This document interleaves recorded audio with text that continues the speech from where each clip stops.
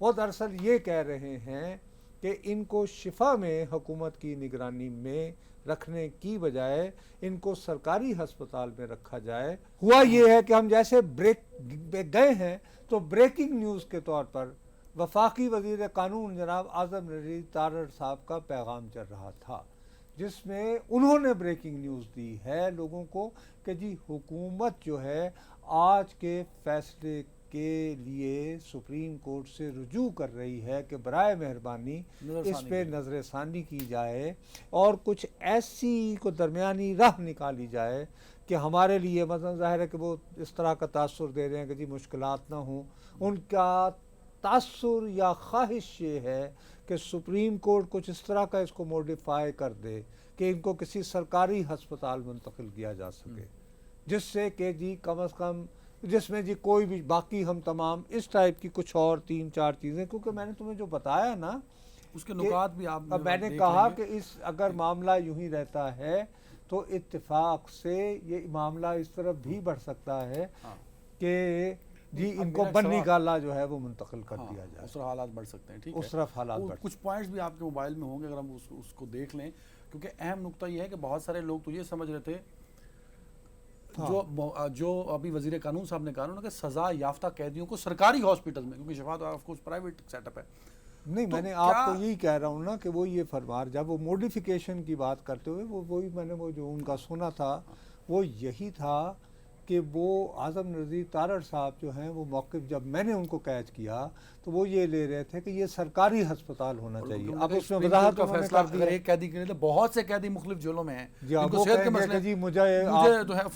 میری پسند کا، کیونکہ جیسے میں نے تمہیں وہ ایک یعنی اسی عدالتی فیصلے میں پڑھ کر سنایا تھا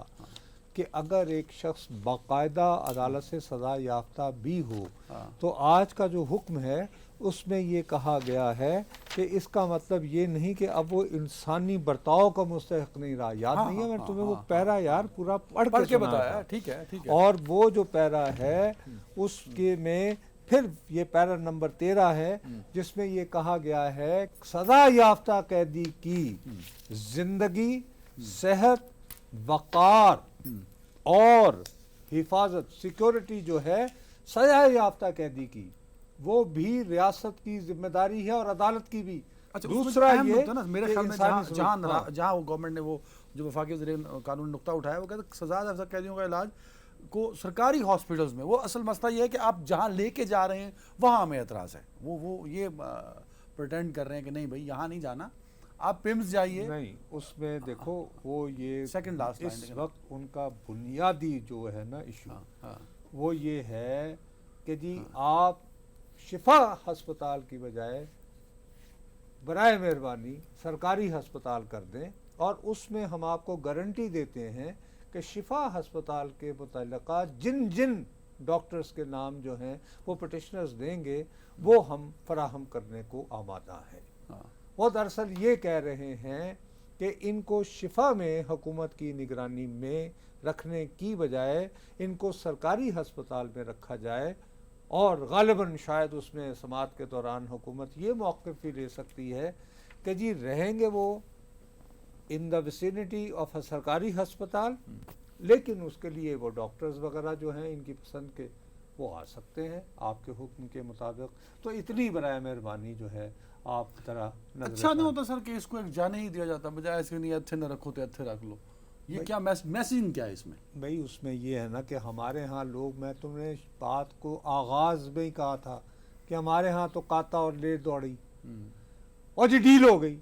اور یار کاہے کی ڈیل ہو گئی. اتنے دنوں کے بعد ایک جو ہے وہ ایک عدالت میں معاملہ اٹھتا ہے 26ویں 27ویں ترمیم ہو جانے کے بعد بھی اگر یہ فیصلہ آتا ہے تو اس کو کھلے دل سے قبول کیجئے. لیکن ان کی اس میں جو مسئلہ یہ آ رہا ہے کہ واقعتاً